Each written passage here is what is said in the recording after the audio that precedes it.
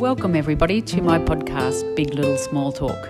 I'm Megan O'Hara-Sullivan and I love to talk, but I also love to listen. If you're new here, welcome. Thanks for joining me today. I hope you enjoy the episode.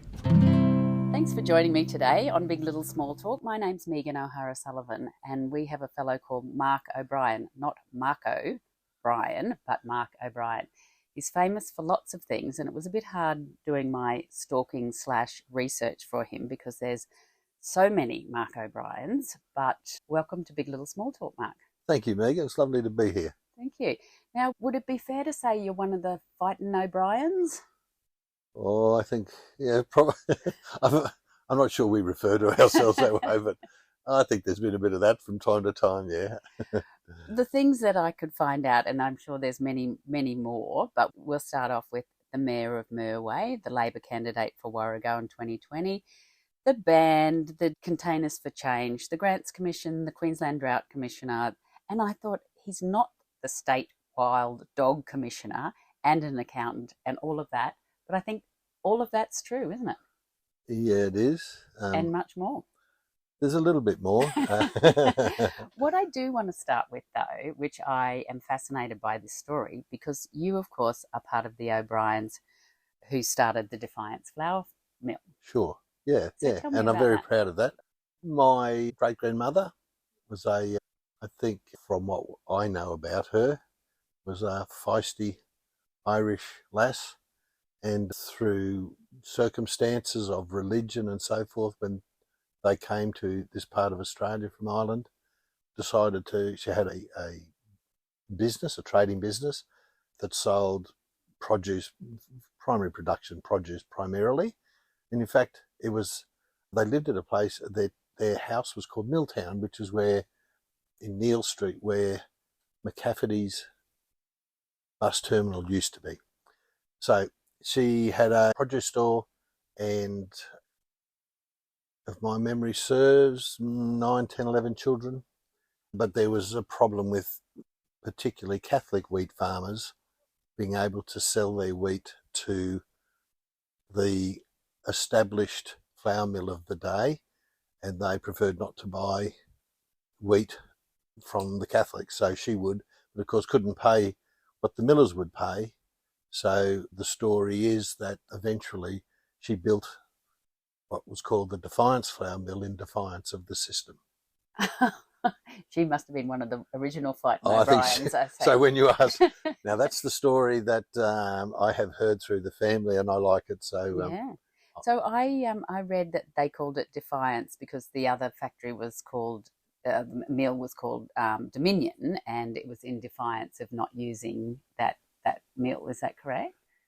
That's basically the story. Yeah. So what she could only do until she built her own mill was buy wheat, particularly from the farmers on the downs, and sell it as feedstock. And of course, the price for that was a lot less than what you get for good wheat to turn into flour. Do you know anything of where they came from in Ireland? I do. They came from a place called Milltown, Mulbay, in County Clare, which is about 23 kilometres west of Ennis. And I've had the thrill of playing a song I wrote called The Irish in Me in 2 pubs in Milltown, Mulbay over the years. And also my band has done a gig in Ennis a couple of times. So been back to the home country, if you want to use that phrase. Yeah. I do really want to talk about your musical career later because I've had it on really good authority that your music is probably one of the most stunning things about you, and that you could have taken it further or perhaps will take it further. So we'll talk about your musical career. Australia's the Darling Downs answer to Paul Kelly, I have heard. But I just want to talk a little bit more about the Defiance Mill because it's such a fascinating story. And you said Ellen or Ellie had 10 children, and I read that her funeral stopped Toowoomba. So, that could be the case. There are, over the years, you sort of try to keep focused on what's factual and what's good Irish stories. There certainly was it's a very well-known story in our family that when she died, she was the largest ratepayer in Toowoomba, and I believe she owned in the beautiful Mort Street estate which were, basically railway cottages in her time, that she may have owned 11 of those in a row. Wow. So she was that sort of person, but a terribly generous, feisty, and obviously a very smart businesswoman. But had a reputation for being very generous. Yeah. Interesting, because I read this great story about and why she ended up sort of being in charge, because her husband had died and that the banks refused to lend her any money because of her widow status. But I'll just read you this. It's talking about Private William O'Brien, who went to World War One, and they had all these letters that he had written home to his family, his mothers and his sisters, and this thing said, Ellen put them in a wooden box, which was accidentally sealed behind a new wall built at the mill years ago, and they were only discovered in 1973 when the offices were being renovated. So incredible. Yes, it is. I'm aware of the story of that. I'm not aware of the renovation and the finding of the box, but certainly there were lots of interesting stories about members of the family, her brothers going to war and all that sort of stuff. Yeah, which are not isolated to the O'Brien family. There's lots of those wonderful stories. And what happened to the mill in the end? Defiance. Can you talk me through that? I can. Yes, look, it was a very big business at the time. I worked there for the 10 years after I had finished university. So my job was there for 10 years until I was the first member of the family who had worked there who'd left. And that was at the time quite unusual. And what? You're leaving? You are joking. Well, Uncle Pat, who I loved dearly, who was the senior man in the family, who I had a lot of respect for, and I actually worked directly for him. He couldn't believe it. He just used to shake his head and say, "You sure?" My father encouraged me to pursue other avenues, and look, it's not quite accurate, but it's a good story. I had 32 first cousins, all called O'Brien and all wanting to be the boss. You know where that was heading. Yeah. So, and it did. So at some point, the family decided that it was time to get out of it. It was a very big business, and bearing in mind that my dad, Bill, was of the three brothers who ran it of that generation, he was the only one who was a flour miller. The next generation, there were a couple, but Dad was the only one. He used to say, "I know how to make flour, but all this other stuff," and his brothers weren't university educated. They were running this massive business, thousands of staff, businesses in New Guinea and in the islands and Western Australia, all over the place. We were doing stock feeds. At one point we owned super stock feed, flour mills all over the countryside, and bakeries as well. And I know because they used to send me to try and manage some of those bakeries, which is great learning experience. Yeah. So, and I know that the Defiance factory in Newstead in Brisbane is heritage listed, as is this one here. Mark, what happened in the family then? Like, did you, has it at all reconciled? Yeah. I wouldn't say that there was never a situation. There certainly were tense times. There were legal threats and all that sort of stuff that happens when these things. This is a big business. We're not talking about, a small operation. So sure, there were personalities and families and different generations all wanting to have their say. And sure, there was disharmony. People like my mother who, had reason to feel hurt and all that stuff, and she did. They're very strong, the whole family, very strong Irish Catholic. And at the end of the day, that's the stuff. A faith underlies this stuff. And, I don't ever remember them. They certainly never went to war, if you like. They mightn't have sat beside each other at church for a while. But, we still all go to each other's functions, their funerals and their whatever. It's a big family now. We have cousins and second cousins and family, of course, in America. One of the brothers lived there. So, yeah, look.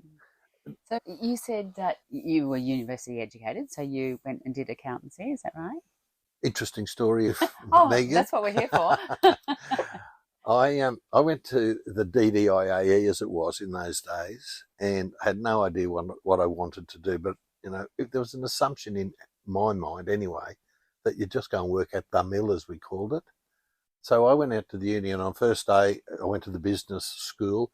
There were 5 majors, topics you could do: economics, accounting, quantitative methods, something else. Another couple of things, yeah. Anyway, Vern White, who was a wonderful lecturer, very fond of Vern, he got up at the start, and there's about 270 people in the hall, and he said, "Who's doing accounting?" And about all but 20 put their hand up, and I thought, well, I'm not doing that. So I waited till the end, and personnel management was out on it. So I did a degree in personnel management, full-time. Went overseas for a year and then came back and got a job at the mill working for Uncle Pat.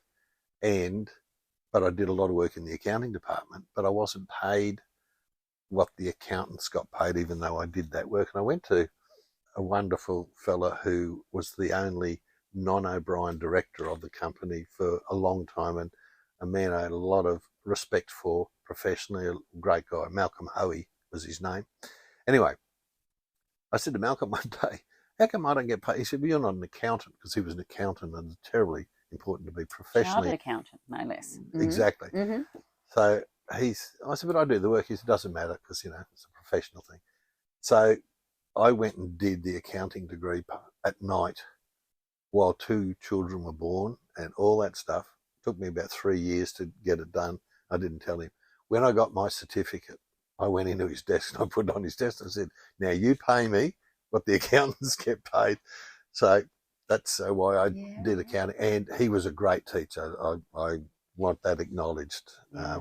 If I know anything about accounting, most of it I learned from him. Tell me, what's a personal management degree? It's what you'd call HR now. Okay. So it's labour, industrial relations, labour economics, all that kind of stuff. It was, I don't know what you'd call that degree now. It's people and organisational development. That's the one. So I have 2 majors, if you like. Yeah. So you're a determined little bastard, aren't you? Like that, you wouldn't tell him that you were doing it. You did it all that time. Well, I wasn't sure I was going to get through. Yes. So you had grown up in Toowoomba, and who else is in your immediate family? So the eldest is my sister Ellen Morosini. The eldest boy is Tony. I have another brother, John, who's just above me, and then a younger brother, Andrew. Mm-hmm. So is that 5? That's 5 of us, yeah. 4 boys and a girl. Yeah. Yeah, right. And your sister's named after Ellen, the matriarch yes, she of is. the family. Yeah. She is. And were you a close family growing up? Big sort of, going to mass on Sundays? Only Sundays. Every other day. 6 o'clock at Martyr Day. Doing the Decade of the Rosary every night before dinner? Oh yes, my word. Mm-hmm. And yes, we are, since both our parents have died, which is only, 3 or 4 years. Once a year, I host lunch for my siblings. Just the 5 of us get together at a place in Brisbane. I do the cooking and everything, and it's just beautiful. We get together to make sure that we talk to each other I talk to my brothers all the time. We're very close, but it's really important that, for me anyway, that we get together. So we do that once a year, and it's lovely. Why do you think your father and mother, presumably, thought that you should be university educated, when I'm gathering that the rest of the family was sort of, you go and work at the mill? What was different? No. My father, there's a couple of things that's interesting. A couple of things. My mother was very well read and a very academically minded person. And when she finished grade 12, was offered a scholarship to university. But because of her family circumstances, her mother ran a hotel in Warwick and then the National Hotel in Toowoomba. Mum couldn't take that offer up. She actually was an announcer on a radio station for a period of time. She was Miss Queensland at one point, but she couldn't take up the university scholarship. But it didn't stop her being educated. She is a very, very smart woman, to the extent that I would go and see her often, and she would remind me that I'm not reading broadly enough. Mark, your mind is too closed. She's very conservative, my mum. Yeah. Yeah, right. So, it was just, we all went to university in one way or another.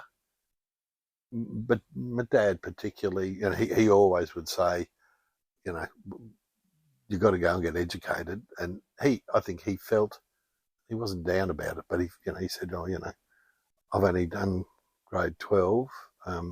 Which might have been a bit more unusual. A lot of people didn't even do scholarship, yeah, did they? and then he went away and became a flour miller. But Dad spent 4 years in the army from 18 to 22. So he had a lot of life experience. He just knew what you should do.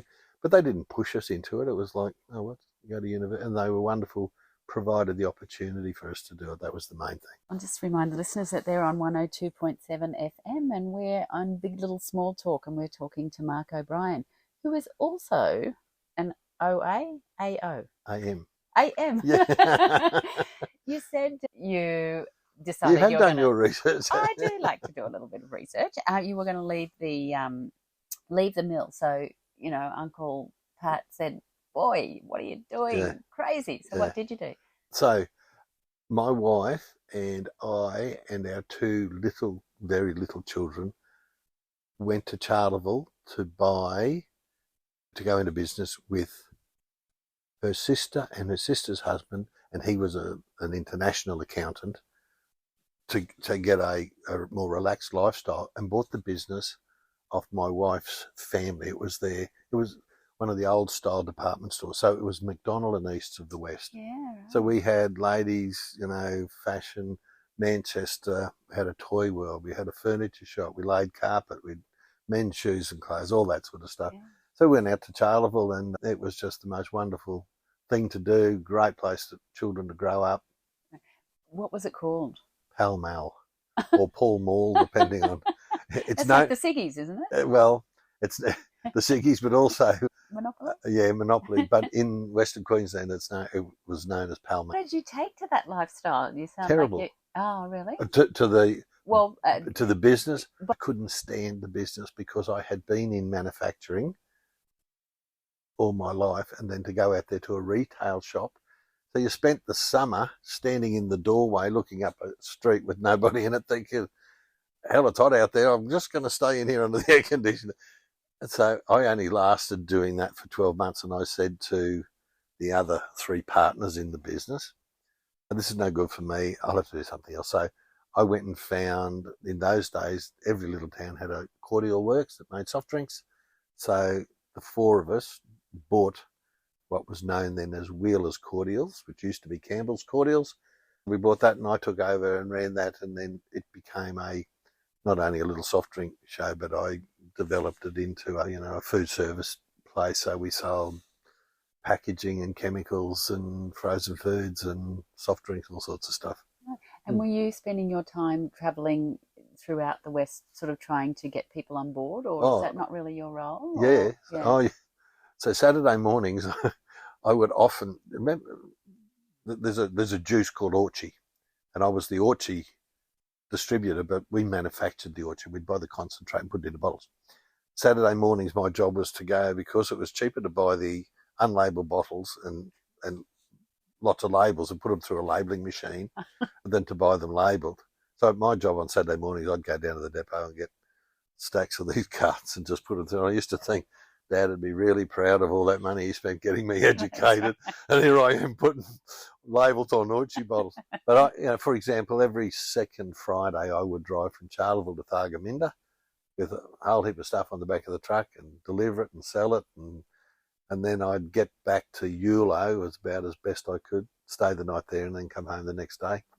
And so your children, did you have two boys? Two girls. Two girls. Yeah. And they were going to school presumably and living in Charleville. Yeah. They did. And did they enjoy it?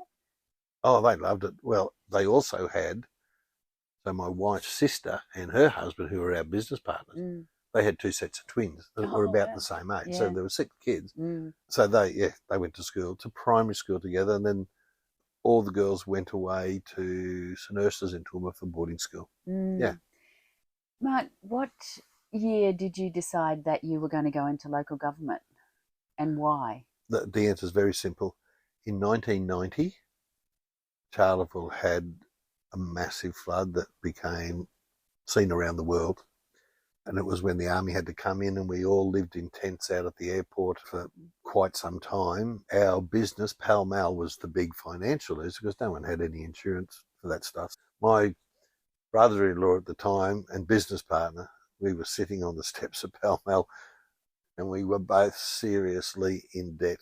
And we're both accountants. And he said, we ought to just go back to Brisbane and get jobs. And I said, I reckon we could dig ourselves out of this. So we did.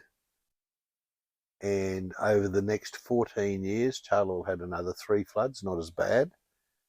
And the council had 5 very expensive reports on how to fix it, and nothing had been done.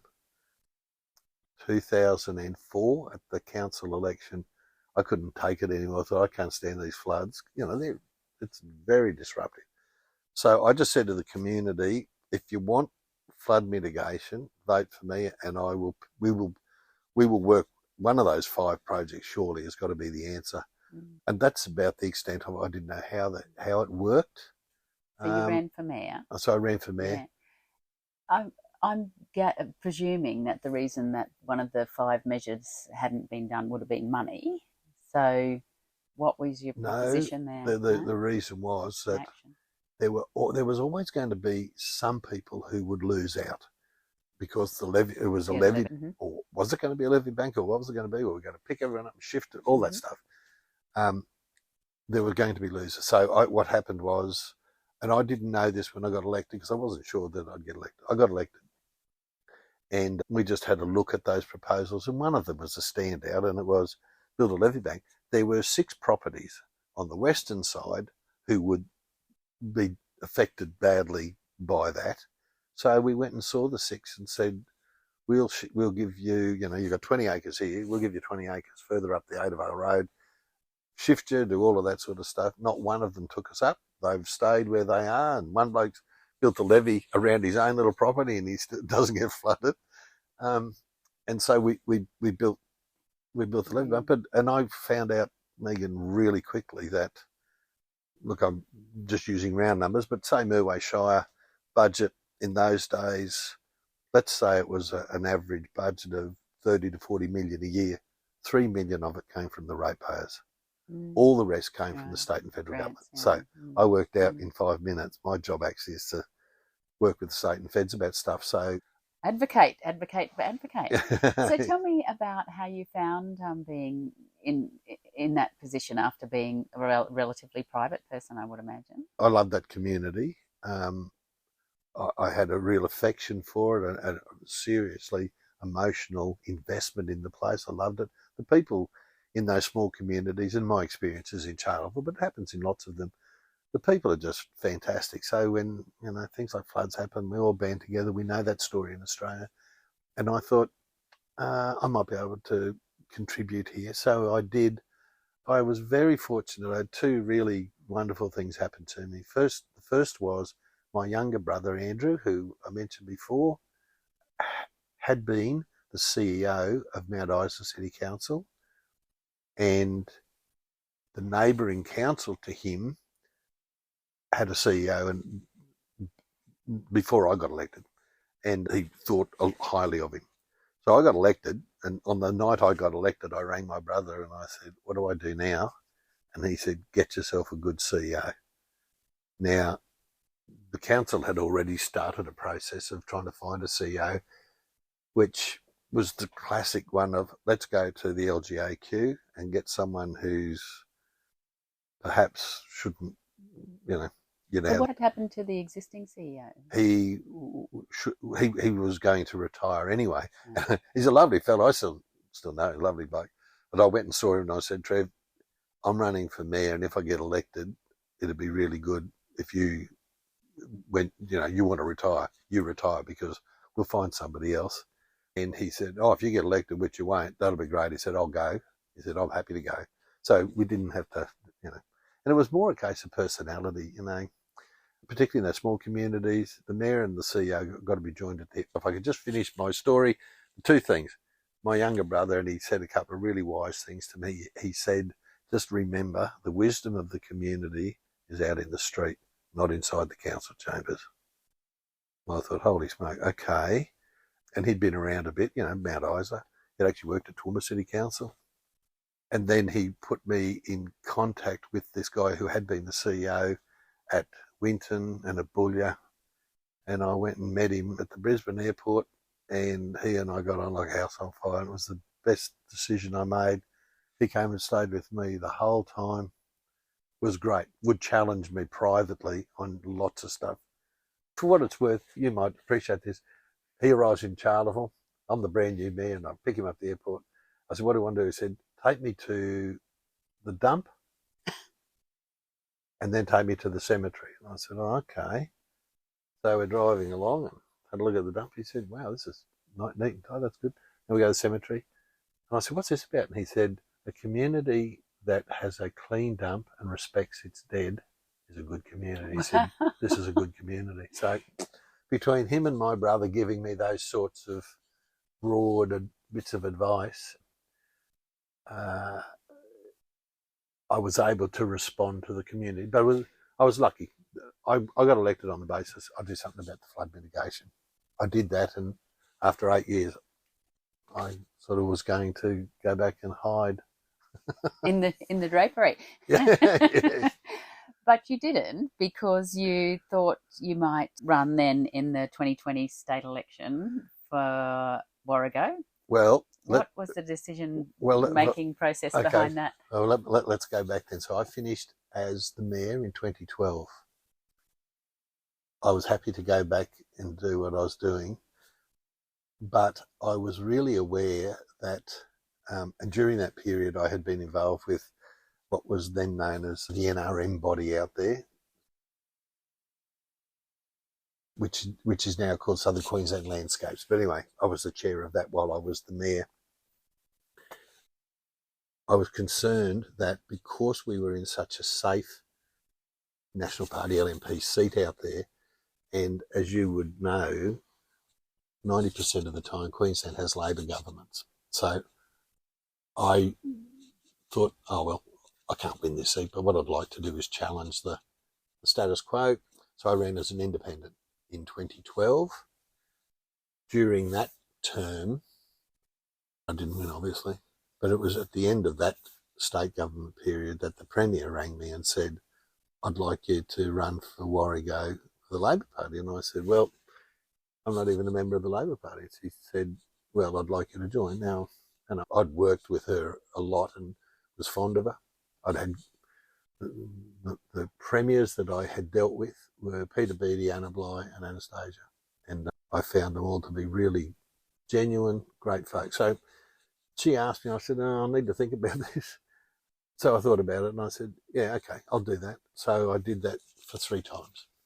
So I've actually run for 3 campaigns. 4 campaigns, 1 as an independent and 3 for the Labor Party. Mm. I mean, speaking from experience, it's a harrowing experience, and I don't know how you did it that many times. Well, during the first campaign as an independent, bearing in mind I did it all, you had to do it yourself, there's no big support mechanism, and I had a combi van at the time that I used, so I'd leave home on Sunday afternoons, and those days smoking and drinking cigarettes was about all I was consuming, and somewhere near the end of that I had a heart attack, which I thought, oh, I probably shouldn't be doing this. But anyway, I didn't win the election and I got over it. And in fact, the heart attack was just stress related. It was a bad heart attack, but it wasn't sort of a damaging one. So, I did it 3 more times and yeah, you put your heart and soul into it. And I enjoyed it. I mean, I really did enjoy it. Those communities, it was lovely. There's lots of people there who, part of what I enjoyed was I would have people say to me, oh, I'd love you to be our member, but I'd rather cut my arm off than and vote Labor. Yep. In that seat, and I understand it. But I like to be a bit cheeky when someone says to me, why'd you run for the Labor Party? I said, they asked me, the other mob didn't. That's right. Might have been a different story.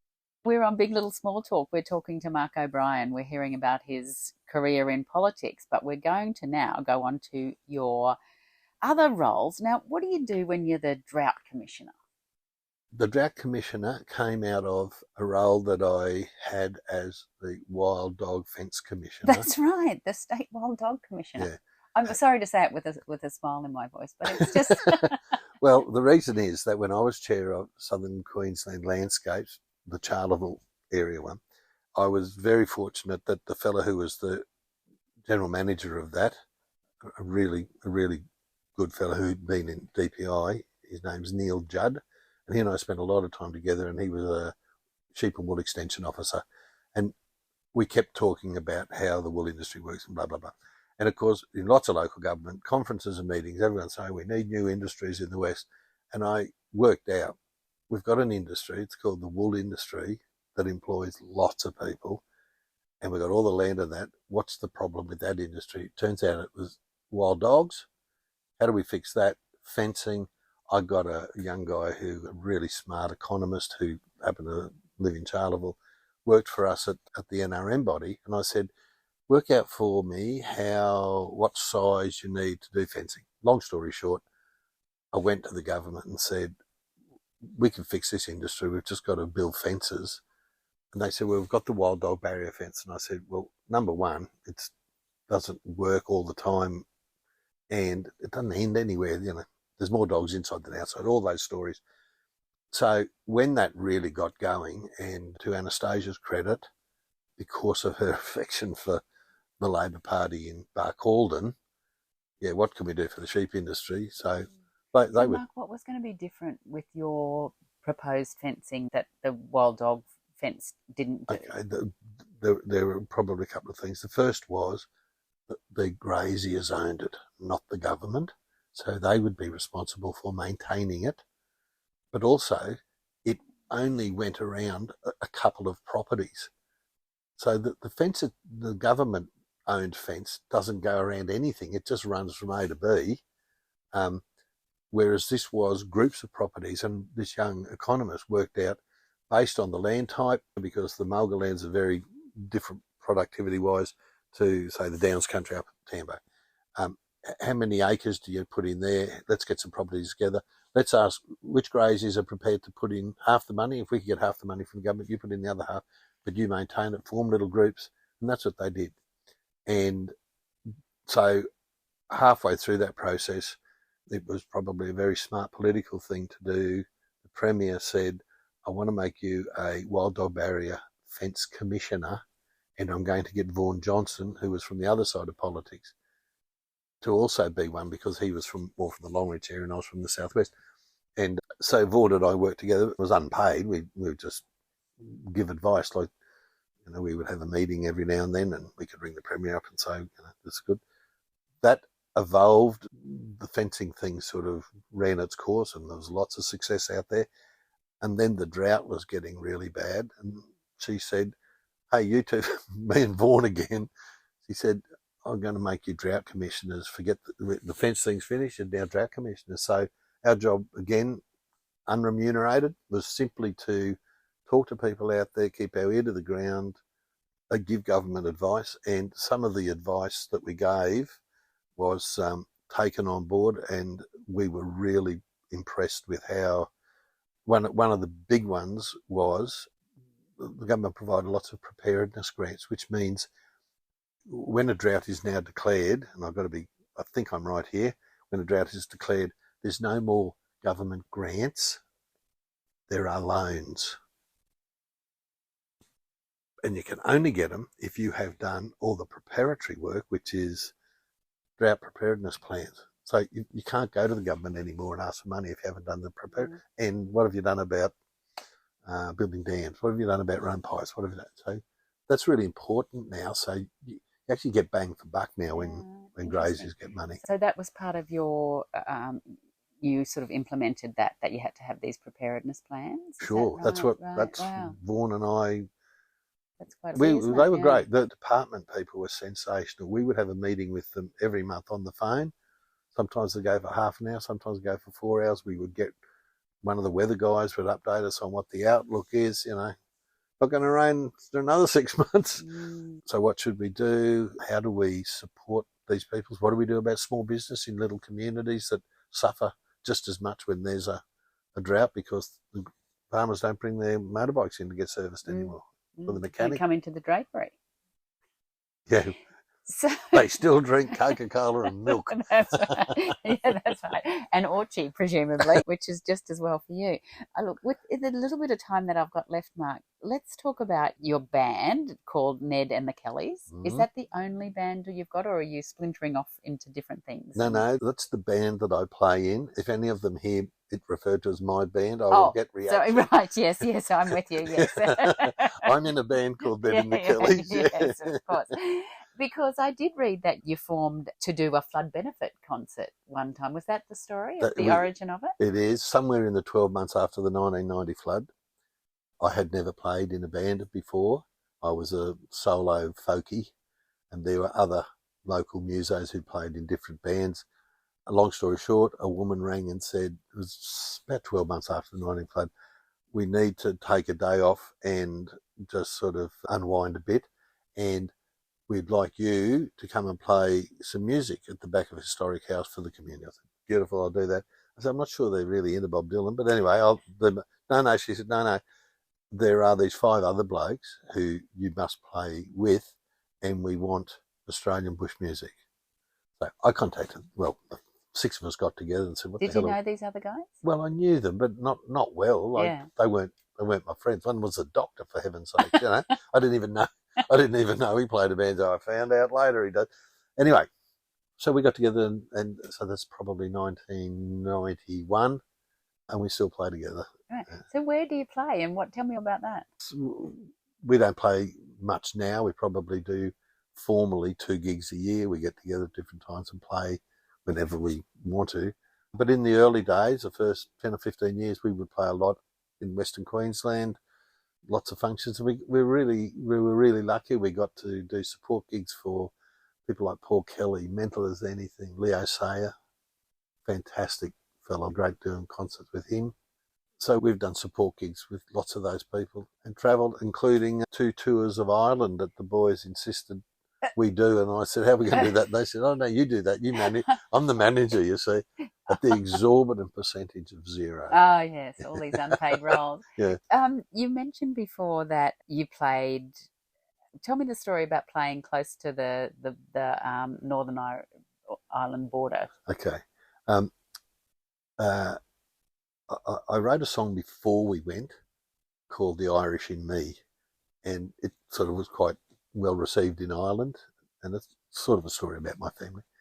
So we played a gig at a town called Dundalk, which is 5 kilometres into the Republic of Ireland.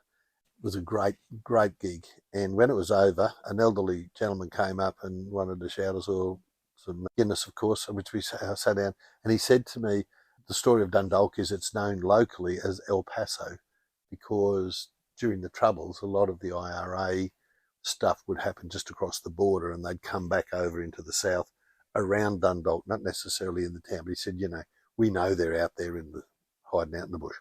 And he said, so it was known as El Paso. So when I came back after that trip, I wrote a song called El Paso, which is about the Troubles. And then we went back 2 years later and I launched that song on them.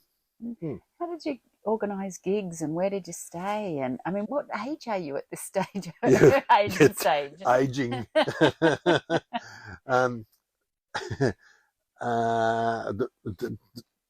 It was a fluke. I had no idea how to organise it, and certainly the other guys in the band didn't.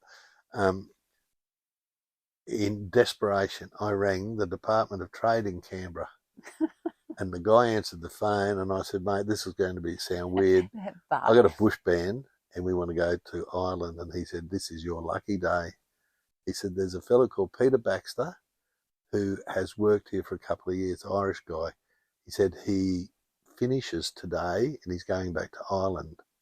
I'll put you on to him. He said, he's a muso. So he put me on to Peter, and Peter said, oh, yes. He said, yeah, when I get back to Ireland, he said, get in touch. He said, well, what's your band called? And I said, Ned and the Kellys. He said, you won't believe this. He said, he and his dad had toured Ireland for years and years called Ned Kelly's Cousins. Right. Oh so Peter said, mate, I know the venues. He said, you tell me when you're coming. So we'd get off the plane in Dublin. He picked us up, had organised all the venues. So we did, probably 15 gigs in 21 days or something, and drove ourselves in vans and just being on the road as a band, it was really wonderful. We're good friends, and there's no financial tension in this band because we don't do it for the money. We're doing it because we just like playing music together. And it just happens that bush music is the common music. It's not necessarily what we all... Right? When you went there, was that the first time you had been to Ireland? No, it was the first time the other guys had, but I'd been there quite a few times, yeah. When I went to Ireland for the first time, I actually had that moment where you felt like you had a connection to country. It's so, where everyone looks like you, white, freckly, and blue-eyed. It's just was weird. We drove into, so I had this song, The Irish in Me. We drove into Milltown, which is where my family came from. The first pub we came to, I said to the band, pull up, I'm just going to go in here. It was like 11 o'clock in the morning, and I went in, and there was a publican and a fella who'd obviously been drinking too much most of his life, sitting on the other side of the bar. I said, pay no attention to me, I just need to do this. So I just got my guitar and played The Irish in Me. When it was over, the guy, the drinker, came over and put his arms around me and said, welcome home. Oh, wow. And then he started singing some Irish. Yeah. He spoiled it all with, oh, Mary, this one. But the fiddles and the... Oh, yeah. Well, we went to Ennis, which is near there, one night. Sharon Shannon was playing. I don't know if you've heard of Sharon Shannon, but she's probably the most famous Irish accordion player. Magnificent. She actually comes from Milltown. We went and saw her with a little band on the stage, and the music is so nice in Ireland. I've been to Milltown a couple of times, and, go into a pub and sit in there and tell them that you're playing me on a road this song. I'll come up and play it, so I've played it a few times in Milltown, which is lovely. You're not living in Toowoomba and you're not living in Charleville. What's happening with you these days? Still doing I know that you're a chair. Tell us a little bit about the Container Exchange. Okay, yeah. So I no longer am the chair of that. I haven't been for a while, but when Queensland government decided to have a container deposit scheme, CDS, they put out tenders. A company applied to run the scheme in Queensland, so it's not a government scheme. This company runs the scheme. But part of the deal was that the board of that company, the government appoints the chairman or the chairperson and a community rep. The rest of it are people from the corporations. And for my sins, the Premier, I think when in doubt, she used to say, "G'day, Brian." So they asked me so I did that for 4 years. That was at the starting up of it. And it was quite groundbreaking too, wasn't it? It was really changed things in terms of recycling. So much spun off that. Yeah. Absolutely, yeah. Yeah. The difficult part is to get.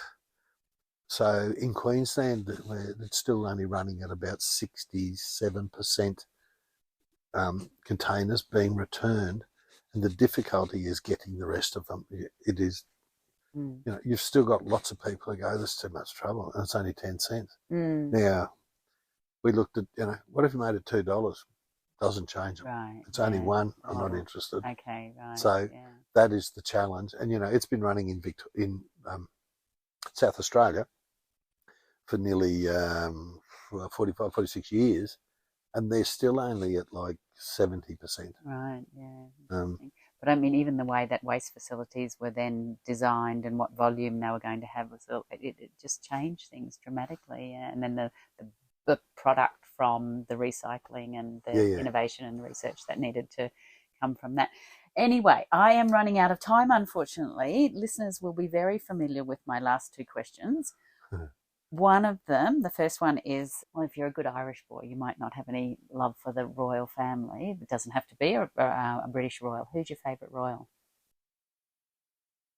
I think that's not difficult.